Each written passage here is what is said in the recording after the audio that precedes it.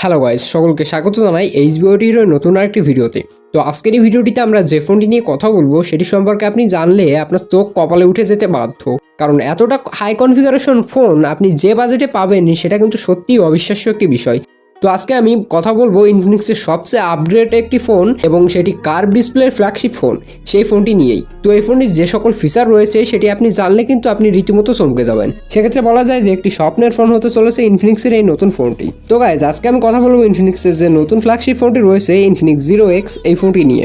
তো অবশ্যই আপনি A to Z ভিডিওটি দেখবেন, তাহলে আপনার কাছে টোটাল ভিডিওটি ক্লিয়ার হয়ে যাবে যে ফোনের দাম কত হতে পারে, কবে রিলিজ হবে, আর বাংলাদেশের বাজারে কবে আসতে পারে, এ সকল বিষয় অল ক্লিয়ার হয়ে যাবে। তো অবশ্যই ভিডিওটি দেখতে থাকুন।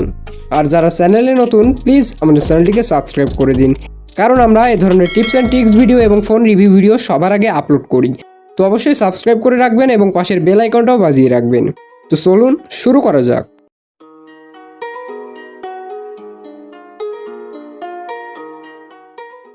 ওয়েলকাম ব্যাক গাইজ, ফিরে আসলাম একটি ইন্ট্রোর পরে। আমি হিমেল বিশ্বাস রয়েছে আপনাদের সাথে। তো চলুন দেখে নেওয়া যাক ফোনটির স্পেসিফিকেশন হিসাবে কী কী থাকছে।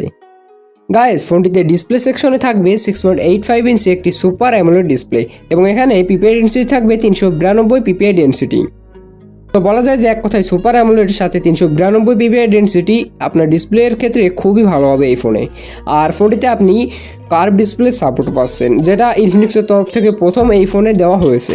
তো যেটি বলা যায় যে এক কথায় অনেক স্টাইলিশ হবে এই ফোনটি। আর ফোনটির রেজুলেশন হচ্ছে 1080x2460 পিক্সেল এবং এখানে 120 হার্টজ রিফ্রেশ রেটেরও সাপোর্ট থাকবে।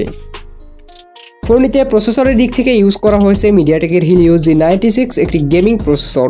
তো এটি বলা যায় যে মিডিয়াটেকের নতুন আরেকটি প্রসেসর, অর্থাৎ সবচেয়ে হাই কনফিগারেশনের মিডিয়াটেকের G সিরিজের প্রসেসর এটি। তো এটি গেমিংয়ের জন্য এক কথায় অনায়াসে বেস্ট প্রসেসর হবে এবং যে কোনো ধরনের ভারী কাজের জন্য খুবই ভালো হবে। আর এখানে রয়েছে অক্টাকোর একটি প্রসেসর এবং সাথে রয়েছে জিপিইউ হিসাবে মালি G76 MC4। র্যামের দিক থেকে আপনি এখানে পাবেন 8GB র্যামের সাপোর্ট এবং সাথে রয়েছে রম হিসাবে 128GB রম। আর ফোনটিতে ক্যামেরার দিক থেকে কিন্তু অনেক বেশি উন্নত করা হয়েছে। ফোনটিতে ক্যামেরার দিক থেকে রয়েছে 108 মেগাপিক্সেল ক্যামেরা, সাথে রয়েছে 16 মেগাপিক্সেলের একটি সেন্সর এবং আরেকটি রয়েছে 8 মেগাপিক্সেলের টেলিফোটো সেন্সর। আর এই ফোনটিতে আপনি ক্যামেরাতে বলা যায় যে ওয়ান অফ দ্য বেস্ট একটি ক্যামেরা পাচ্ছেন। এখানে আপনি ডিএসএলআর থেকে কোনো মূল্যে কম পাবেন না, শুধুমাত্র লেন্সের অভাব থাকবে এই ফোনটিতে। লেন্স যদি থাকতো বলা যায় যে ডিএসএলআর এর মতোই পারফর্ম করতো এই ফোনটি। তো সেক্ষেত্রে এর ক্যামেরা নিয়ে কোনো কথা বলারই নেই, কারণ এই ফোনটির ক্যামেরা যথেষ্ট পরিমাণে ভালো। ফ্রন্ট ক্যামেরাতে প্রথমবারের মতো কোনো ফ্রন্ট ক্যামেরায় 48 মেগাপিক্সেল ক্যামেরা ইউজ করা হয়েছে, যেটা আমার কাছে সত্যিই অবিশ্বাস্য লেগেছে। ফ্রন্ট ক্যামেরায় 48 মেগাপিক্সেল কিন্তু অসাধারণ একটি ক্যামেরা লুক বলা চলে। আর এই ফোনের ক্যামেরা সেটআপটি থাকবে 500 ক্যামেরা সেটআপ। ফোনটিতে ব্যাটারির দিক থেকে থাকবে 5000 মিলিঅ্যাম্পের একটি ব্যাটারি এবং সাথে এখানে সব থেকে অবিশ্বাস্য যে ফিচার, যেটি অ্যাপেলের কোনো ফোন বলেন, ভিভোর X সিরিজের যেসব ফোন রয়েছে হাই কনফিগারেশনের, সে সকল ফোন বলেন, কোনো ফোনে এই ফিচারটি অ্যাড করা হয়েছিল না। কারণ এটি বলা যায় যে ফোনের জগতে সবচেয়ে বেশি হাই কনফিগারেশনের চার্জার নিয়ে হাজির হয়েছে এই ইনফিনিক্স 0X।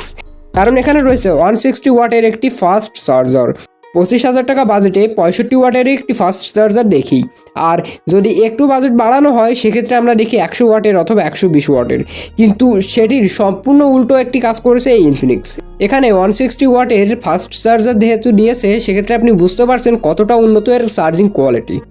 তো বলা যায় যে সব মিলিয়ে যদি বলি তো এই ফোনটিতে তেমন কোনো খারাপ দিক নেই। আর এই ফোনটির স্টাইল দিক থেকে যদি আপনি পেছনে দেখেন তো দেখতে পারবেন পেছনে কিন্তু একটা স্টাইলিশ জিগজ্যাগ শেপের একটা স্টাইল দেওয়া হয়েছে, যেটা হাই কনফিগারেশনের যে সকল ফোন বলেন 80-90 হাজার টাকা বাজেটে, সে সকল ফোনেও খুব একটা নেই। তো এটি বলা যায় যে একটি প্রিমিয়াম লেভেলের ফোন হতে চলেছে এই বাজেটে। তো এবারে আসি এই ফোনটির রিলিজ ডেট নিয়ে।